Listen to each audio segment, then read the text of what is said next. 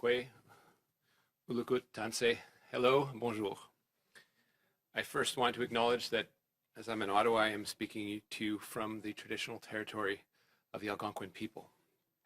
Although COVID-19 cases are still high, overall we're seeing a decline in First Nations communities across the country. It was also relative good news when it was confirmed that the new UK variant was not found in Paungassi First Nation or in Cross Lake, Manitoba last week.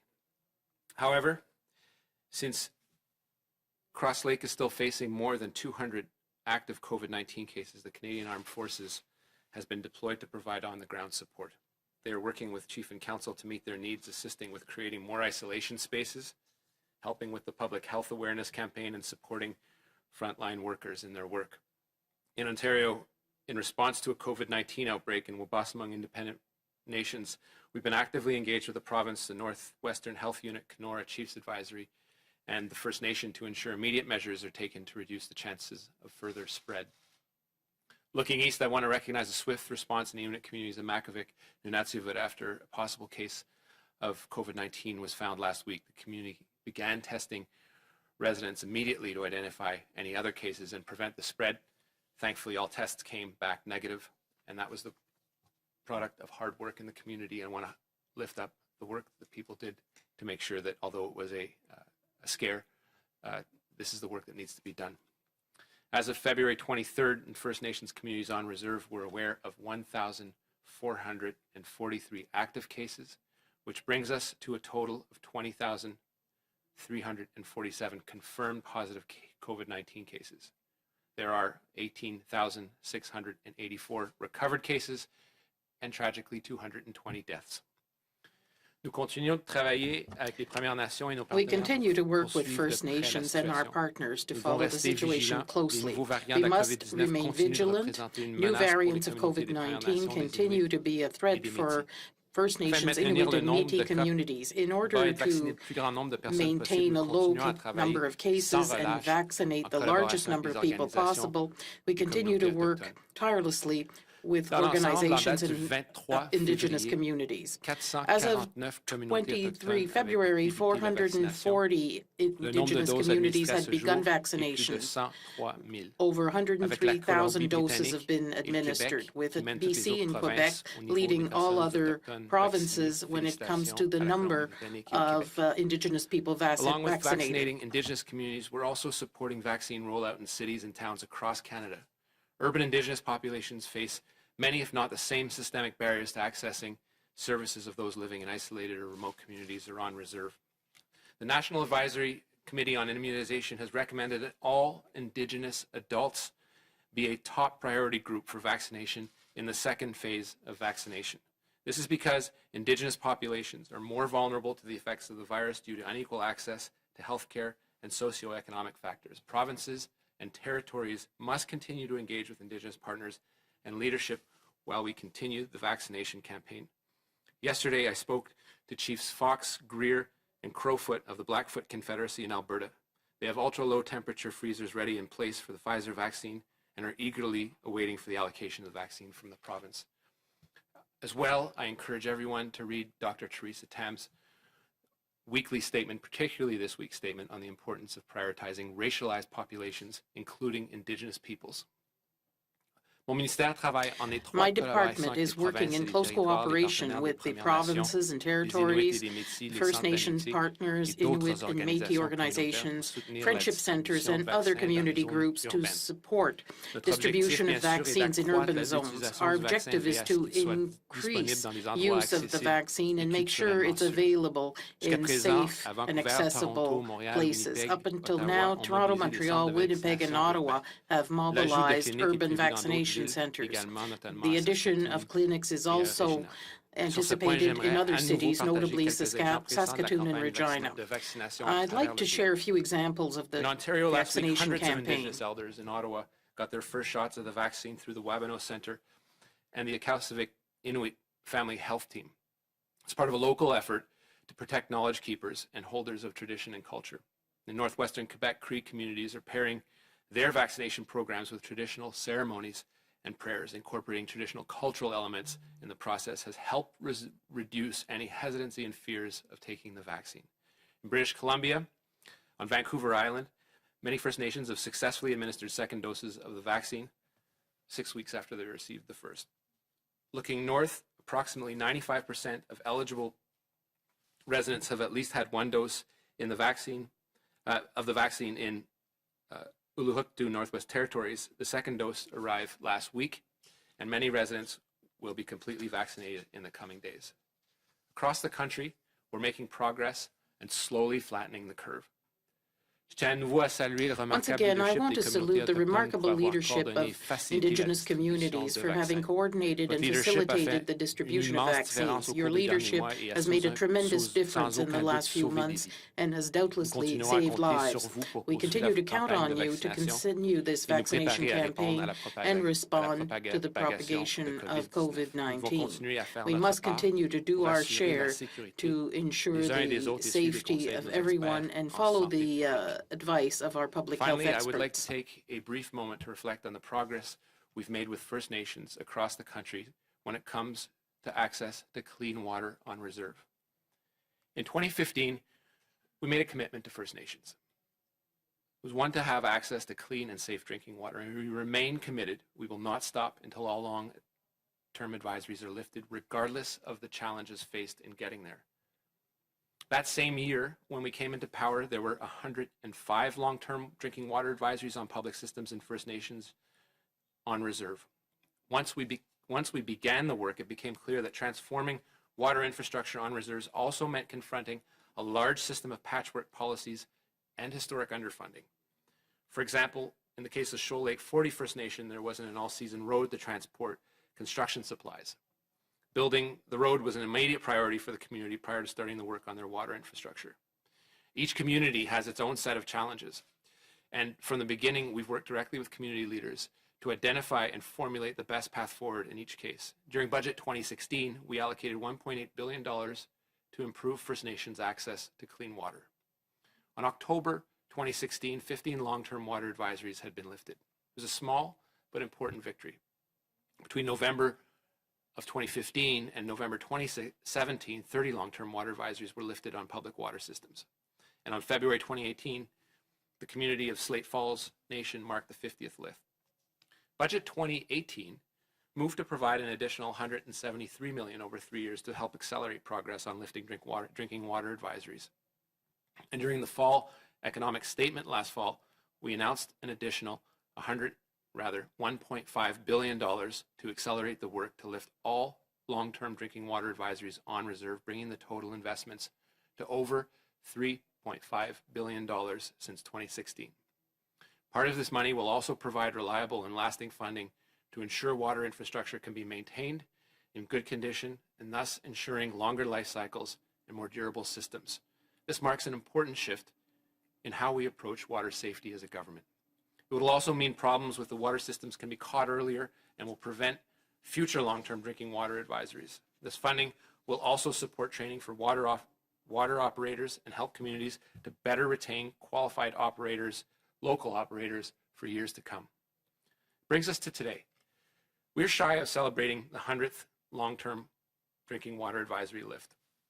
Additionally, together we've been able to prevent over 175 short-term water advisories from becoming long-term issues. And we can be proud of the work done by First Nations communities, and we are all steadfast in our commitment to continue to increase access to clean water in the long term. While there can be a lot of uncertainty in construction and infrastructure, especially during COVID-19, as we're dealing effectively with the loss of a construction season, our government will always be there. Miigwech, Nakomik, Marcy Cho, thank you and merci.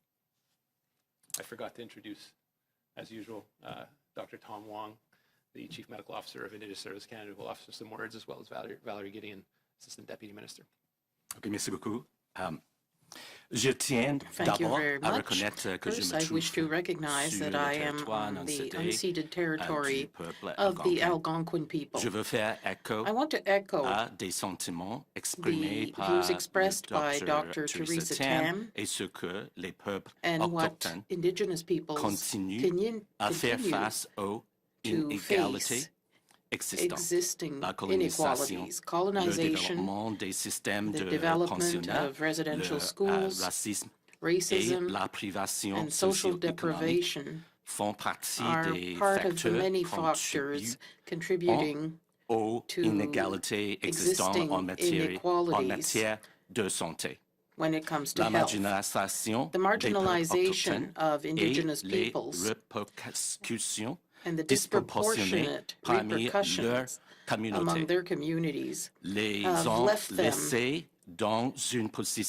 in a higher risk position, which is disproportionate and makes them more vulnerable to COVID-19. Currently, no confirmed cases of the COVID-19 variants of concern have been detected within First Nations communities on reserve. But it is just a matter of time. It's not if, but it's when. In order to continue to stop the spread of COVID-19 variants and to prevent outbreaks, it is essential to redouble our efforts and to follow public health measures. As of February the 23rd, a total of 103,771 vaccine doses were administered, reaching 34 doses per 100 adults in First Nations on reserve, Inuit Nunangat, and territories, a rate that's 6 times that of Canada's. I'm glad to see that various provinces and territories have prioritized seniors, healthcare workers, and Indigenous peoples, in some cases, those living in remote and isolated communities, to receive the vaccines in Q1 of the vaccine rollout. Last week, we have seen the National Advisory Committee on Immunization further recommending that all Indigenous adults be vaccinated in Q2. Residents and community members of Wigwaman Terrace and Indigenous Retirement Home in Toronto received COVID vaccinations. The Anishinaabe Health Mobile Unit delivered the Moderna vaccines with the support of the Women's College Hospital. The Ahousaht First Nations in BC vaccinated 92%, and it's over 90% of the eligible population. And cultural leaders worked alongside community members and nurses and health professionals to ensure vaccinations were administered the Ahousaht way. And to Dr. Horan, a Mohawk physician, she has teamed up with elders and a number of healthcare professionals working to connect First Nations, Métis, and Inuit with information and Indigenous-led discussions about the COVID vaccines. The initiative provides information and resources grounded in traditional knowledge and worldviews. With that, I want to thank you all. Miigwech, Nekumek, merci, and marci. Thank you. We'll now take questions from journalists. One question, one follow-up, and we'll start with questions from the room today. Nous allons maintenant prendre les questions des journalistes. We'll now take questions from journalists. One question, one follow-up, and we'll begin with questions from the room. Thank you. Hi, Olivia Stepanovich, CBC News. Minister Miller, I'd like to get your response to the fact that people in Yamatang First Nation, they set up isolation tents in the summertime just to help with overcrowding, but now people are permanently living there, and these tents are canvas tents. They don't have running water, washrooms, and it's getting down to as low as -48 in this community, and people are living there. How is that acceptable, and what is your government planning to do about this? Well, it isn't acceptable. I think one thing that we've seen through COVID is that the housing shortage, the structural underfunding, undercapitalization of communities is a real medical and health issue. I think we've had, difficulty as a matter of policy in the past thinking of it in those terms, but clearly it isn't new to Canada. This is the reality of many Inuit communities where crowding conditions creates a vector of spread for tuberculosis. So too with COVID, which is a pulmonary disease. And it's clear that we need to act more swiftly, specifically on housing as a government. And that's something that I take to the cabinet table, and many other ministers do as well. That's the medium term.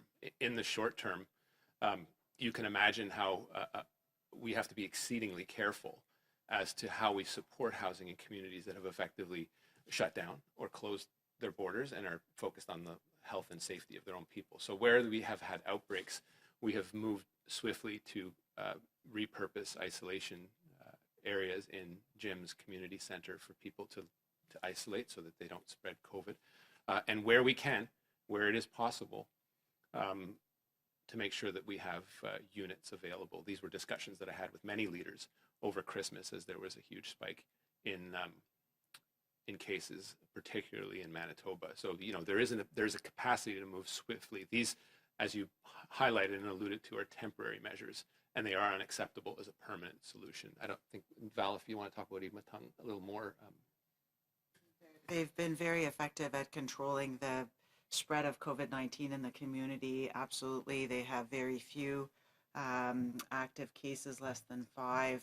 But, you know, the issue that you're raising is a much more sort of systemic one. I mean, we have invested in over 1,000 health infrastructure options and solutions specifically to respond to isolation, testing, screening purposes, as the minister has indicated, and over 70 million has been invested towards that. But you know, these solutions were not meant to address sort of permanent housing needs in communities, and those remain quite significant.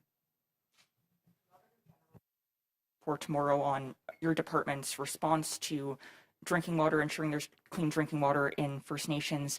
I would like to hear from you, Minister Miller. How would you characterize how your department has responded to this?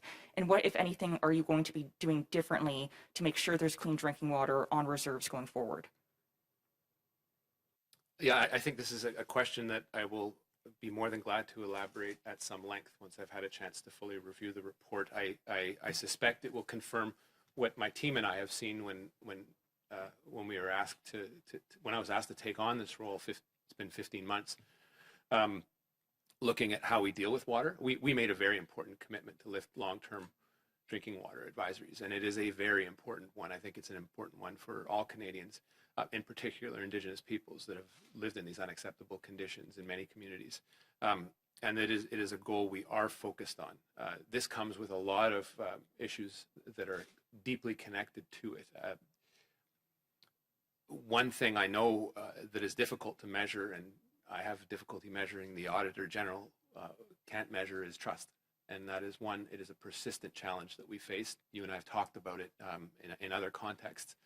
And this is something that we have to keep building. I hope that we can learn something through COVID in terms of trust and how we deal with each other and how we deal with our relationships. But it will be an ongoing problem. I do want to speak to it at length, perhaps when I've had more chance to review it and discuss it with my team. I do think that said, we can't shy away from what COVID has done to slowing things down. We can't shy away from the fact that we moved quickly and invested $1.5 billion in the fall economic statement to address and take a more comprehensive view as to how we approach the removal of long-term water advisories.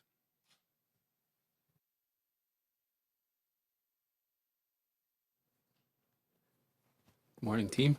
Chris Najikoti, CTV National News. You know, there has been issues with getting the proper water treatment plant operators training and hiring, of course. But the other main issue here is providing these operators with the right wage or salary so they will stay in these jobs. They are on call 365 days a year, 24/7. Has the federal government considered in securing proper pay and wages for these water treatment plant operators so they will stay in these jobs? And this is regarding on reserve. And thanks for the question, Chris. And I've read it in the good work that's been done by the schools of investigative journalism that have come out with a series of articles over the last little while. And I think with a consortium of global and a number of journalists, it represents excellent work. I think that this is something that I've heard from leadership, and it reflects the conversations that the journalists themselves, and in some cases students, have heard and put together and put a lot of work into it over some time. This is something our team has as well been working on. I mean, it's the inevitable conclusion to the comment that someone is paid less on reserve as they are off reserve is it isn't fair. And that compromises this. You can have the state-of-the-art plant, but if the person isn't getting equal pay for equal work, maybe they should get paid more. I don't know. That isn't fair. And who's going to blame that person for wanting to go to a community that may, more often than not, be non-Indigenous and make more money?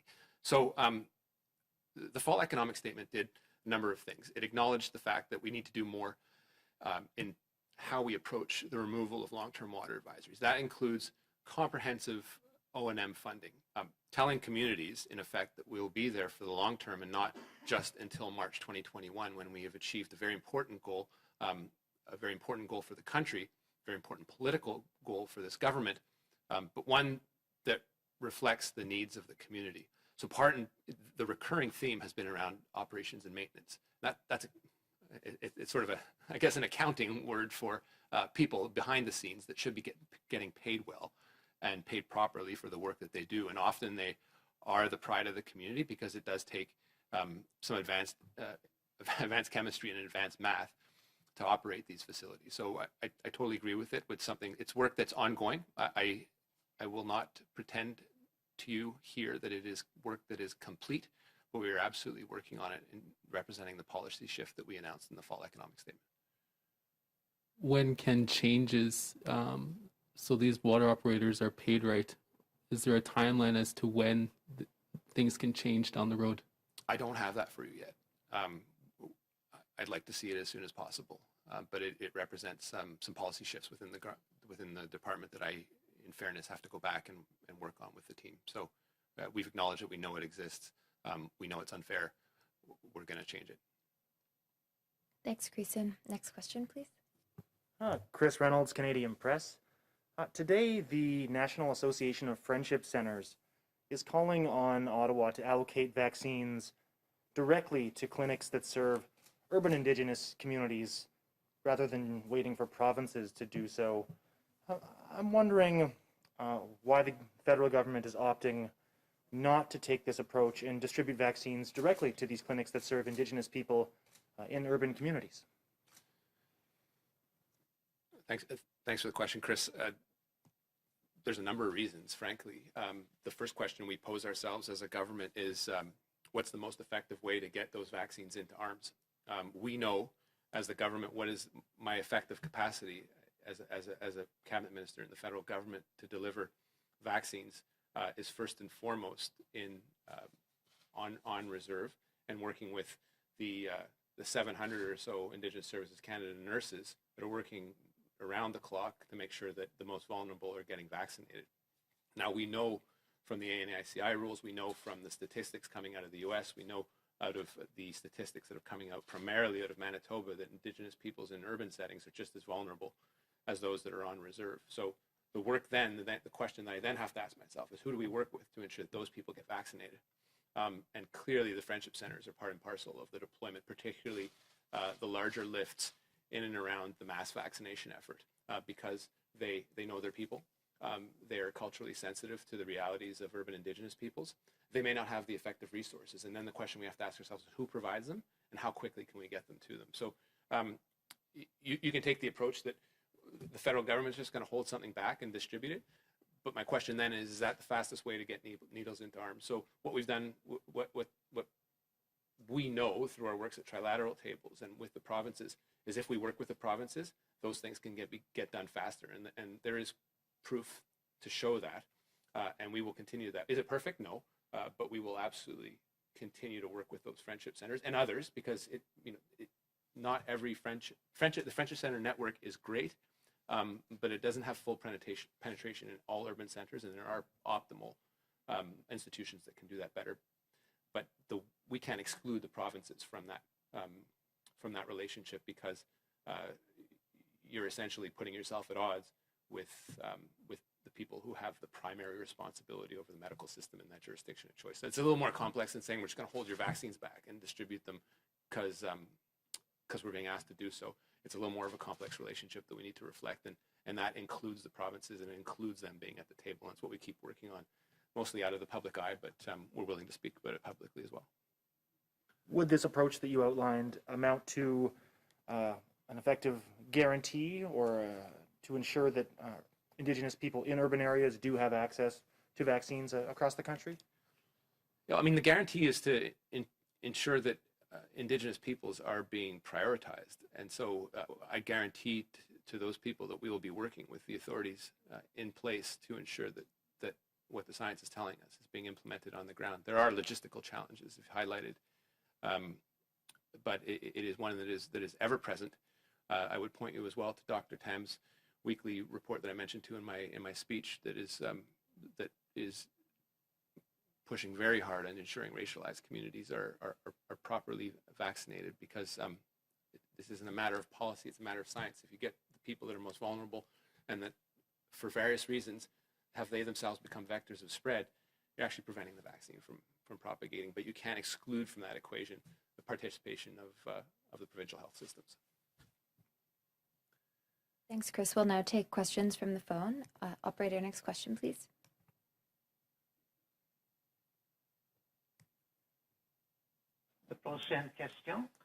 The next question is from Philippe Foisy from Radio Canada. You have the floor. Minister Miller, I'd like to discuss the Auditor General's report on drinking water that will be issued tomorrow. When do you expect this to be critical? Do you think this will be a portrait of what happened before you came into the position, or is it what's going on now? Is it still legitimate now to lift these boil water advisories? We feel that there's a lot of spokes in the wheels even today, and it's quite complex to change things on the ground. Merci, Well, Philippe thank Vincent. you, Philippe Vincent. Comme je l'ai dit à Olivier en As anglais, I said in je vais English, attendre à pouvoir complètement lire I le will rapport en wait tant que tel. to have Je read m'attends à the ce qu'il entire reflète report. ce que I expect moi-même that j'ai pu it'll constater au sein de reflect mon what ministère en I've arrivant noted in en my own poste il y a department 15 mois. since I came C'est que into oui, this nous position sommes 15 months entièrement ago.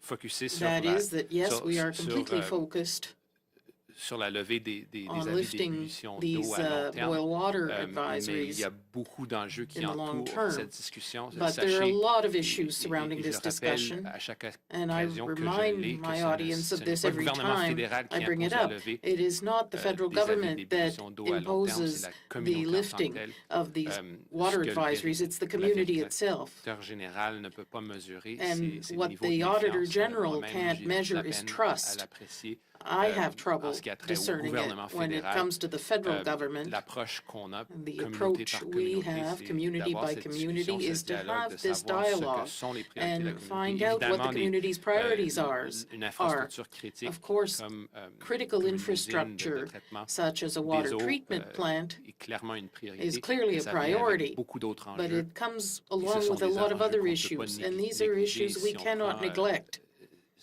si on prend une approche qui est If fixée we take uniquement sur an cette approach levée that d'ébullition d'eau, focuses on exclusively manque en on même temps lifting boil water advisories, la capacité et l'opportunité, we will l'occasion miss the d'améliorer la opportunity relation, to mais improve aussi the d'adresser beaucoup relationship d'enjeux and qui, au leave niveau de la many relation, issues sont très aside, importants, que ce which are soit very important for our relationship. qui ne sont pas nécessairement liés Things that à are la not levée de l'avis en necessarily tant que tel. linked to the Je pense lifting à of these des priorités advisories. que I'm les thinking communautés me of communiquent, priorities que ça that soit, communities que communicate ça, to me, que be ça it soit leurs infrastructures critiques critical infrastructure qui sont sous-capitalisées, that is qui le sont et undercapitalized l'ont été depuis des and fois has been des décennies. sometimes for Alors, decades. je m'attends à ce So que le rapport I'm expecting vérificateur that the Auditor General's reflète report cette will réalité, reflect that reality reflète le fait qu'il reste and beaucoup de reflect the travail à fact that a faire, great deal of work reflète le remains fait to be qu'il y a- done.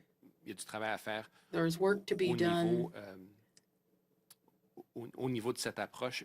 Une des choses que j'ai on this approach. entendu One maintes of the fois things I've heard dans les many 15 dernières- times in the 15 past derniers mois, 15 c'est months que is that il y a une approche trop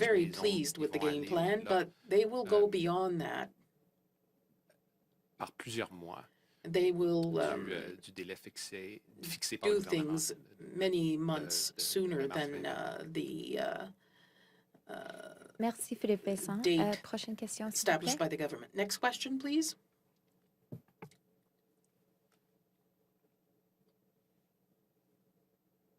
Ma next question is from Anne Burns-Piper from the Institute for Investigative Journalism. Please go ahead.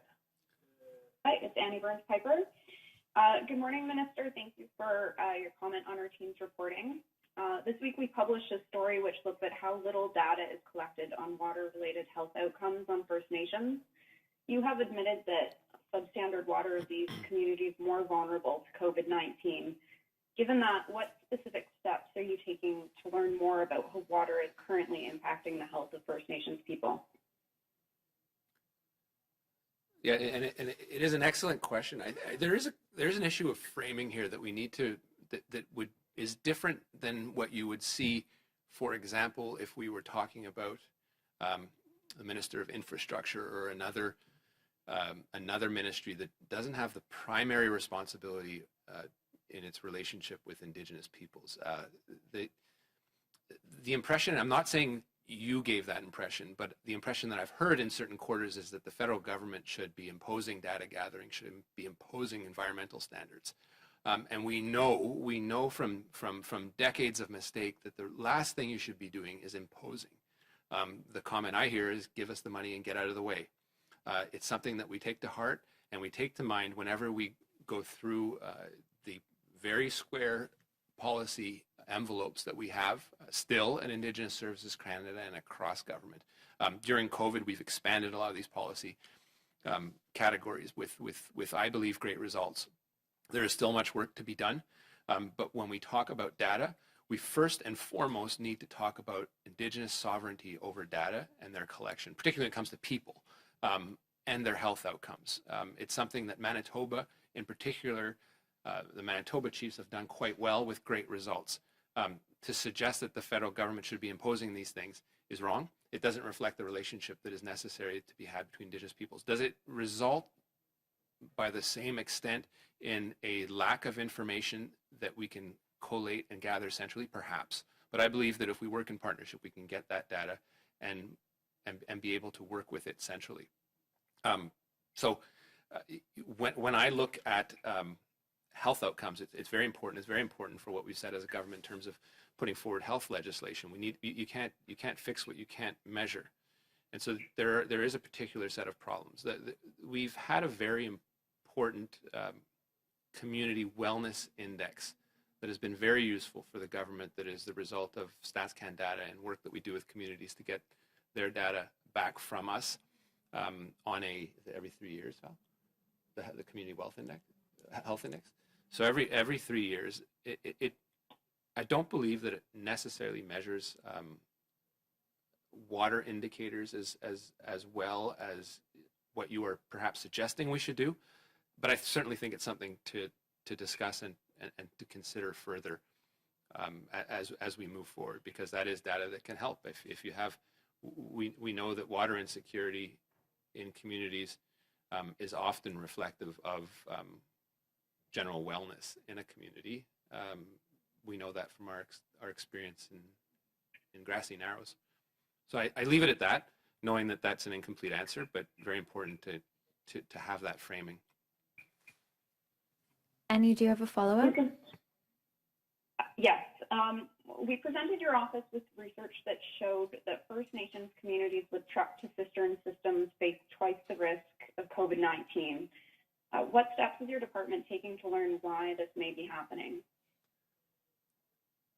You know, when we last talked, I asked you for that report. I think that was a few weeks ago, and I think it's actually very important that we get that data and take a look at it. I understand that there are issues with how water gets delivered, whether it's piped directly from the plant or into cisterns. But again, that data is important. I haven't seen it yet, and if you haven't, we talked about it during that interview. But I would be very, very eager to review it myself, because it is data that is always helpful to have, and I'd be glad to review it. Thanks, Annie. Operator, next question, please. Thank you. The next question is from Willow Fiddler from Globe and Mail. Please go ahead. Hi, good morning. First question for Dr. Wong and Minister Miller. You say it's just a matter of time before the variants get into the First Nations. I'm wondering, what will that do to the curve that you say is flattening across the country? And can people expect that to be the third wave? I'll let Tom go first. Yeah, thank you very much, for the question.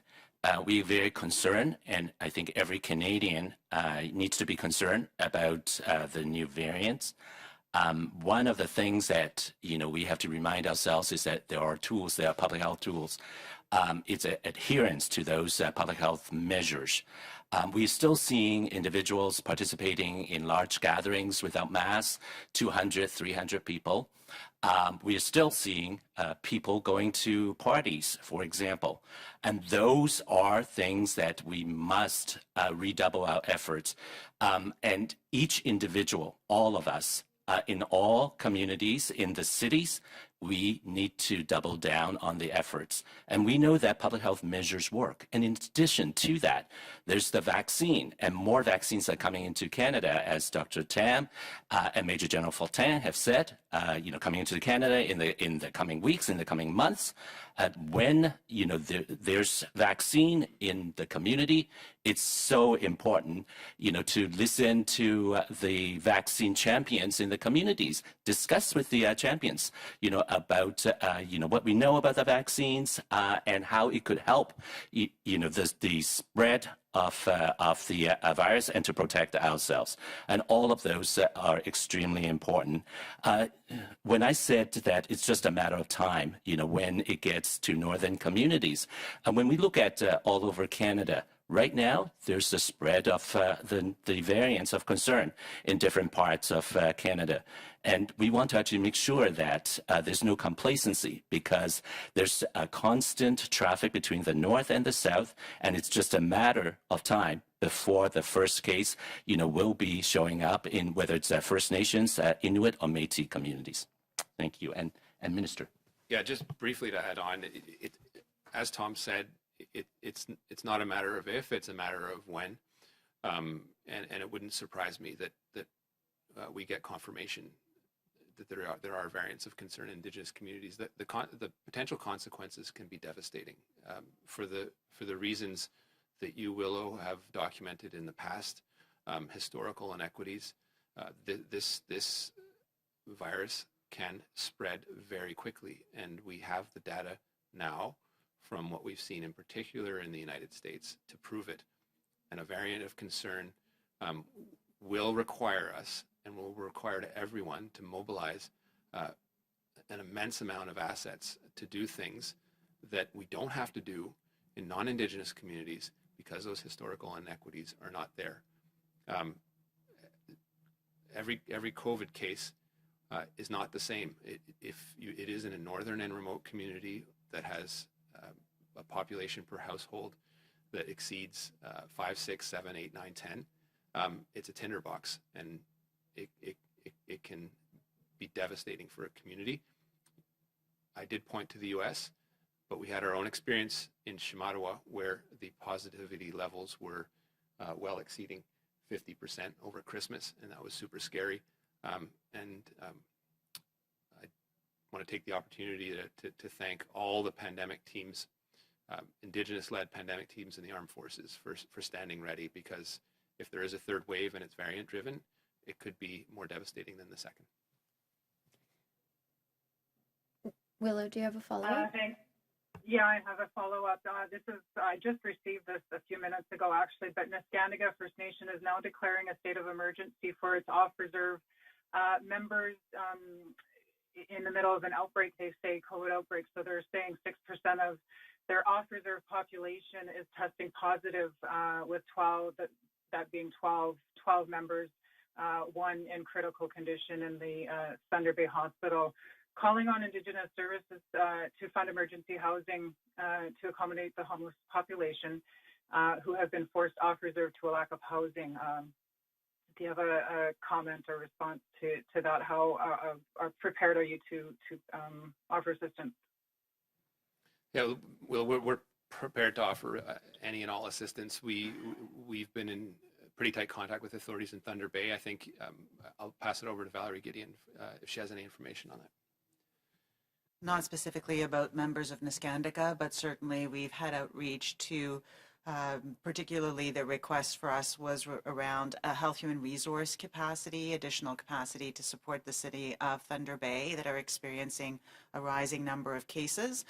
So as the minister noted, we certainly will be connected to their emergency operations teams to look at whatever it is that we can do. And throughout this pandemic, we have funded supports for First Nations that are living away from communities through various organizations that serve their needs in urban centers or even in northern Saskatchewan, for example, where we're able to support the La Loche broader community during their outbreak situation. So we certainly do have some funding resources that we can leverage in order to be able to provide support to First Nations that are living away and are feeling either are directly affected by COVID or are feeling extremely vulnerable to an outbreak situation there. Thanks, Willow. And this concludes today's press conference. Ceci m'a fait à la conférence de presse. Merci. This concludes today's press conference. Thank you.